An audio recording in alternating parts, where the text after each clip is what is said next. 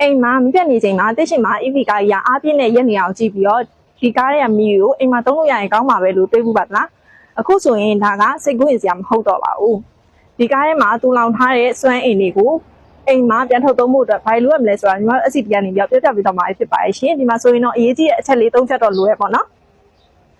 ဒီမှာဆုံးကတော့ V2H support လုပ်တဲ့ EV ကားဖြစ်ရပါမယ်ဒါကားတော့မရပါဘူးတင်ကားက bi-direction နဲ့ချခြင်းနှစ်ဖက်သွားအသေးစနစ်ပေါင်းရပါမယ်ရှင်ဒုတိယတစ်ချက်ကတော့ bi-direction နဲ့ inverter သို့မဟုတ် sine EV DC inverter ပဲဖြစ်ပါတယ်ဒါကတော့အဓိကအချက်ပေါ့နော်EV ကားက DC မီးကိုအိမ်သုံး AC မီးဖြစ်ပြောင်းလဲပေးနိုင်တဲ့ inverter ရှိရပါမယ်မတို့စီမှာရှိရဲ့ sine စနစ်ကတော့အကောင်းဆုံးပဲပေါ့နော်